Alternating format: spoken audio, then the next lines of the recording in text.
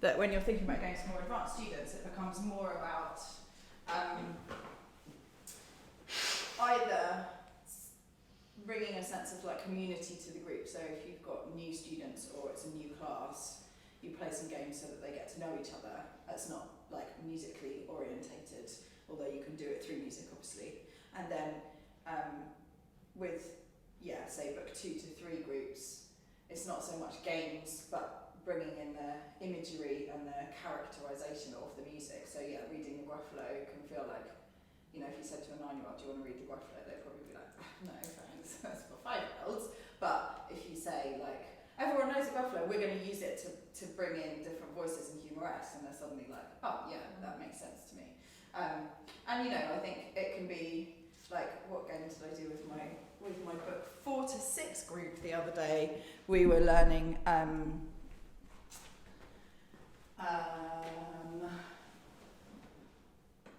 were we doing? We were doing tonalisation, double stop tonalisation, so broken steps. So they all know their tonalisation really well, and then we were doing broken steps followed by a double stop chord. And broken steps? Like, never really done it. Thank you. So in the grade exams, when you first start to do double stop scales, they'll play them like, what do they do first? 6 seconds.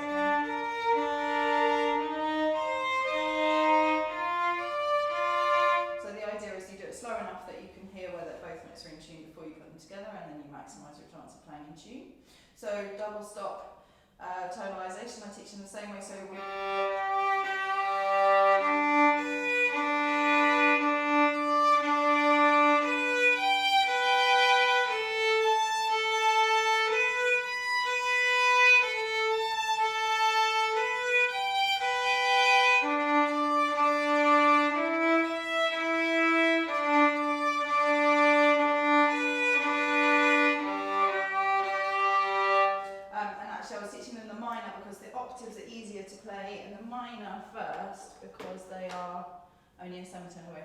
strings and the other fingers.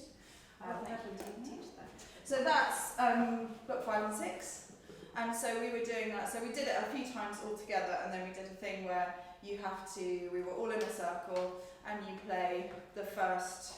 You pick someone who wants to start, and they have to walk slowly or fast towards somebody, so that when they want to stop, they're stood next to someone, and then they take over. And everybody goes to the left hand. So that's the really important part with any of those games where you're taking chunks of a piece together.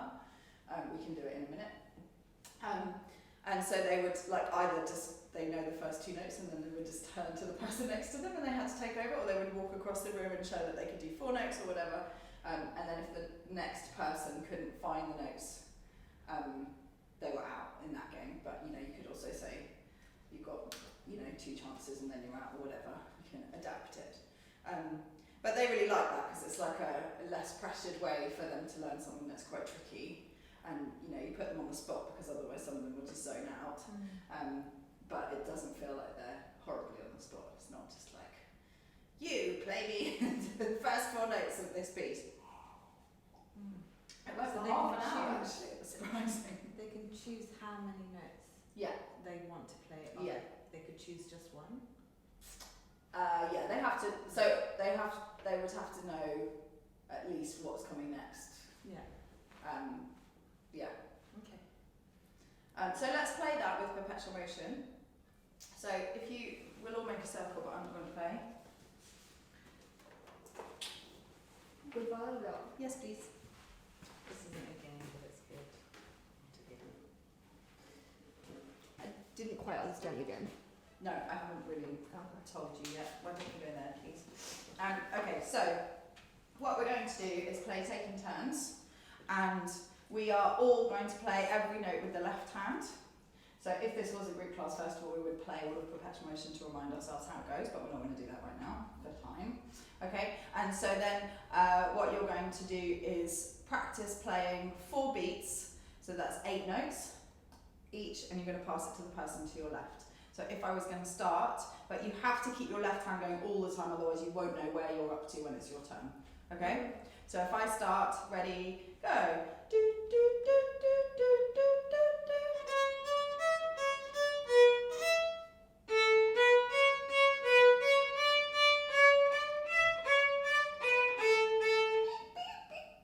Yeah, exactly. And you need to make sure that all of the group are doing the left hand all the time. And that means that they're practicing, well, what are they practicing?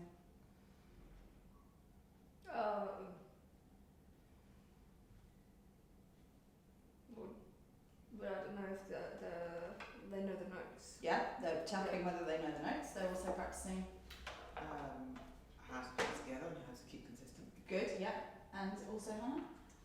Keeping things, they're hearing music in their head. Yeah, internalising music and also keeping a sense of pulse, counting to 4. Like, I'm playing 1 and 2 and 3 and 4 and then it's your turn. Yeah, and you'll get some kids who are really good at some of it and then like just stop after 3 beats or stop after 2 beats or can't count and then you have to make it easier or harder or whatever. So if you really need to say to them, right, now we're going to do 3 beats or 2 beats. Taking turns to pull it. Yeah. Taking turns in ghost fingers. And you know, you can do that in a twinkler group with your twinkle variations. And I would recommend with the little ones that you do get them to bow it in the air so that they're doing air violin the whole time apart from when it's their turn to do their 1 note or their 4 notes or whatever. Good. Okay. We are going to talk about the credit system and how to move your students on. Do you all have a copy of that credit? It's in the Dropbox, yeah. So, I don't know if I've got a copy handy.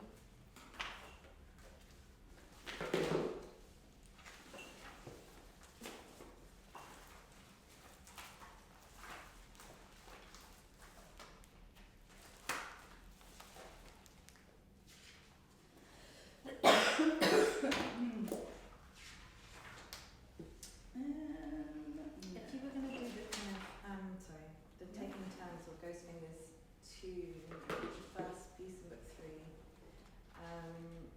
when you get to the different parts, would you get everyone to play the main bit and like have pre-assigned who was going to do the next? Yeah, you could do. Or instead of pre-assigning it, you can just say, I'm going to stand in front of you and I want you to play. Yeah. Yeah, that would be really nice. Very good way to check the fiendish memory on that piece. Yeah, yes. Okay, good. So the credit system is basically a kind of amalgamation of different things I've seen from different people, different teachers, and my kind of take on it. And I find it really helpful. I know that some teachers don't use anything like it. But I think that one of the things that can feel difficult for Suzuki kids is this idea that and parents, that the gradation of the pieces is not even. So Dr. Suzuki was like the first pedagogue, person working with education, that worked out that if you were just like constantly struggling to get an ever more difficult skill, your motivation would go down, you don't learn as quickly, and you don't have as nice a time, obviously highly linked to the motivation. Whereas if you're learning, like, some pieces are really hard, and then you have a few pieces that you find easier, and then you get a really big challenge, and then easier. So that overall will have a steeper incline of learning, but also be much more pleasurable because a lot of the time you're playing stuff that is not just a constant struggle, and then you get a big challenge, and when you've done that challenge, you feel really great, but you don't have to like walk straight into the next big challenge, which can be really disheartening to just feel like everything's really hard. But what that means in terms of the kind of regular progression for most students is that some pieces happen very quickly and other pieces happen very slowly, and that can feel like they just don't really know where they are. With what their expectation is. Like some people are like, how long is it going to take me to learn a piece? It's like, well, which piece? And so rather than like, well, we expect you, you know, like in school, you expect to learn this many spellings a week, you expect to do this many times tables by this age, that kind of thing. Whereas you can't really say that to someone, you know, it takes a month to learn a piece, so therefore by a year you will have finished book one. Like, that's not how it works. So I think that the credit system, especially in conjunction with the tick boxes, can be a really helpful way for the students to kind of be able to judge, and the parents to be able to judge how much they've progressed on that particular piece and how close they are to moving on to the next piece. We are trying to work at 3 levels, particularly once they're into book one. Like pre-twinkles is all just a bit of a mishmash of all the different things they're learning. But once you've kind of got, you know, let's say that you've got a student on long ago, you're kind of thinking, okay, what's coming up next? So if you've got a student on long ago, Joe, what might you be thinking you want to get them ready for? Oh, no, book 2. One, sorry. Oh, book 1.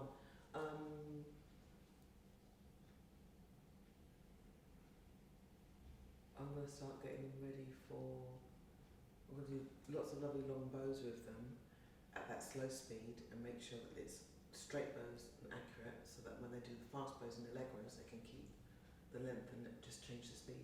Good, so you're thinking about long bow staccato, good. You might also be thinking in the longer term, Hannah? So Let's just review what's new in long ago. the D string. D string, so what might you also be thinking I should also get ready for? All the D string allegretto. Do D string review. Yeah, good, so playing more on DNA, but also, If you haven't done it already, D string twinkle. yeah, but the other thing that is not in long ago, the preview that you want to get ready for. That is not in long ago. So you're thinking ahead, what are they going to need soon that we haven't got to cover yet, but I can cover exactly in advance to make sure that it's not a big shock for them. G-string and Kit. So sort of third section of book 1 is all about in the left hand.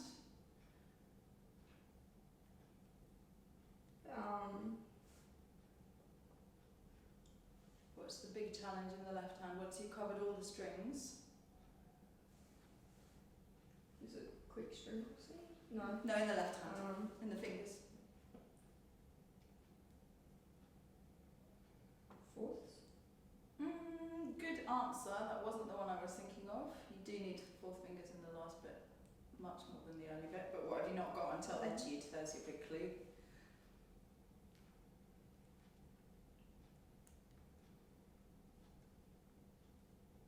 G. Yeah, your low 2s. Is that what you meant? G major? No, No, that's not what you meant. But I'll take it anyway. Right. Yeah. Yes, the G string. Yes, but G major. So you've gone from this finger pattern, which you've had the whole time. They've never done anything else, to this combined with that in the same piece, which is bonkers. So, for example, once you're at long ago allegro perpetual motion, you might be thinking, right, we might start doing, you know, finger marches with low 2s. And then a couple of more pieces later, might start doing a G major scale. A couple more pieces later, might start doing sad Gautama Brody or sad versions of other pieces, so that by the time you get to etude, they've done loads of low 2s and they don't find it so impossible to coordinate high 2s and low 2s in the same piece with all 4 strings for the first time, because it's not the first time. Good, so, and then of course you're doing the review and you're working on their working piece. So I call that the triple layer approach, that you're thinking, what's the preview that's going to come up soon? I need to introduce some tiny little bite-sized pieces so they don't even notice that we're doing it. Just like when you've got kids who are doing open strings, you might start doing this. Or finger one, where are you? Or you might put spots on their violin shoulder so that when they put their fingers down, they're doing this pattern, even though they're not playing with their fingers yet. All of those kind of things. And they're listening, obviously. That's like the most preview thing that you can do, isn't it? Is listen to pieces you don't know how to play yet. And so the preview is the tiny little bits in advance that they're going to need later, sometimes much later. And then the working pieces, like what they're working on, the new stuff they're working on at the moment. And then review is at least sort of 75% of their practice time and hopefully lesson time is refining those old skills so that the new skills become easier to manage. With the preview, would you make them do credits for the preview, or they tick boxes for the preview? Credits, or they can just do it. Sometimes, it depends how much motivation they need. If you've got a kid who's like, oh wow, no two, I can play and back down again, and they're just delighted to do that, then don't give them a credit. But if you've got a kid who's putting their two between 1 and 3 and just doesn't care, then you need okay, do you want another credit? I do encourage my parents to give some sort of prize or experience for credits. I think there's a lot of worry about what is it? The difference between commercialising. That's the wrong word. The difference between bribery and reward. Yeah, exactly. A bribe is for a corrupt or immoral act, and a reward is, something for doing something well and trying hard. And intrinsically, we want to feel that music is going to be the reward in and of itself. But when you're playing, grade 2 pieces, there's not very much musical reward intrinsically in there. So you have to find an extrinsic, i.e. externally, given reward. And that's what all of these games are about. That's what all of the stickers are about. That's what all of the practice charts, it's all about finding ways to motivate someone to do something that will eventually be its own reward. But that's a 10-year journey. So, so I do, yesterday, little Hal was telling me that he gets £1 to spend in the shop when he gets a credit. My daughter has just got £30 for Bark Double because it's huge. It's 5 pages of really difficult stuff, and she doesn't really yet want to do it. And so I'm happy to give her 30 quid because she's done it despite, finding it really difficult and not really being motivated to do it for itself yet. Because I'm sure that one day she will be. And if she isn't, then I don't care. If I've given her a few hundred quid in credits, whatever, But I do quite often say to the parents, I hope you like your job, and they say yes or no. And I say, I really like my job, but I'm not sure how often I would come to work if I didn't get paid. And this is what we have to find for our students. We hope that they like me. I'm not talking about money, just hear me out. I'm not. I say we hope that the kids enjoy music, and we hope that they want to do it for itself eventually, but when they don't want to do it for itself, you have to find the equivalent of your pay packet. So that might be getting to go to the shop and choose a pack of crisps. That might be, saving stickers to get a new book or go to the zoo, or that might be just giving stickers during practice and lessons. Whatever it is, you need to find the things that help them take the small steps that get them to the end goal, which they can't see. They can't see a goal in 10 years. Yeah. But I thought tick boxes were credits. No, so the credit, so if you, so let me go and get my book. Could you just read out bottom bit which says tick boxes before credits? Once the child is playing I'm a Little Monkey, there is often the need to draw their attention to more than one thing while they play. So at this point I will start to write the teaching points above the music with a tick box after them. So for I'm a Little Monkey, I may require my students to think about getting a good tone, getting their fingers on the tapes, and keeping their rhythm steady. So I will write tone, intonation and rhythm above the music with a box after each. In the lesson I will ask them which one they are going to try for a tick on. 1 point lesson meaning 1 point at a time. And they play it for me, thinking about the thing in particular. Once they have all their ticks, they are ready to try it for the credit. Okay, yeah. So the credit is I can get from the beginning of the piece to the end of the piece, mostly correct. Right fingers, right bowings, right rhythms, not horribly out of tune with a nice tone, but certainly nowhere near being ready for a performance yet. And that's my sign to my students that they are ready to then start working on the next piece, as in that's their working piece now. As an aside, I find the phrase top piece really annoying because your top piece should be the piece that you're best at. And when we say what's your top piece, and it means the piece that's furthest on for them, we're reinforcing an idea that it's a race, and not that what you're working on is not going to be the thing that you're best at, and your top piece may be Twinkle Twinkle Little Star, and your working piece may be book 7. Like, you know, it's a small thing, but I try and use working piece rather than top piece. So, for example, it doesn't matter which level book you've got, but you know, you would have a piece that's got the boxes in, and then at the top there'll be a bunch of things that student has to work on, and they'll be different from each student. Like the ones I've put in my teaching books are the kind of generic ones that you often need, but you may find that, you know, if you've got a child who's working on their bow hold, then you bow hold on every single piece for like a book and a half, and then suddenly you think, oh, I can stop writing that because I'm now just ticking it each time.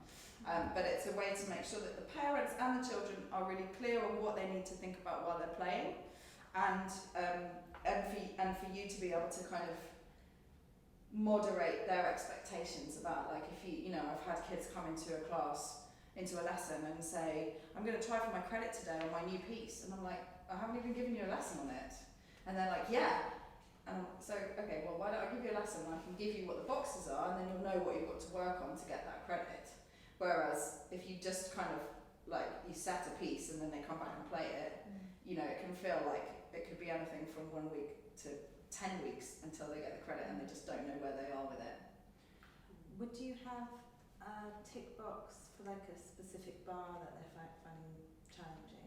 Mostly I have the word boxes, which is for the practice repetition boxes. Okay, so that you call that a box? That's Yeah, box. so it would write, it's not in here, but it probably is in book 2. So it would just say boxes, and then also I use small ticks and big ticks. So if they've got some of the boxes are fine, I would give them a small tick in the boxes box and rub out the ones they don't have to do anymore. And then when they get the big box tick, that means that they've tackled all the boxes.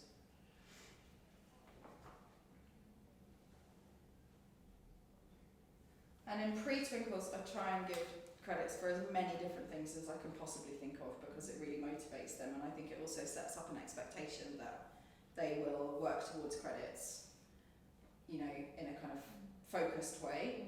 And then, because the twinkles can be so nebulous, you know, if you've broken it down, that my students during the twinkles, they will learn their bread with a stop for 1, 2, 3 on each rhythm except Dr. Suzuki. And then they get a credit for those, and during that time that they're working on that, probably a term, we're working on coming to 3 independently and then walking down the scale. And so then by the time they put twinkle all together for the first time, they're doing walking fingers. And so they would get a credit for the breads, and then they get a credit for the twinkle variations, and it means that you don't have that like massive stop where suddenly they have to go from like block fingers or 1, 2, 3 with a stop to walking fingers. Yeah. Any questions? Okay, cool. Right, why don't we take lunch now? We'll come back at 1:20, and this afternoon we are doing private lessons. We do a little bit of play. Okay, I yes. feel like I haven't warmed up. Sure. Why don't we lead a piece each? Yeah. When I say we, I mean you.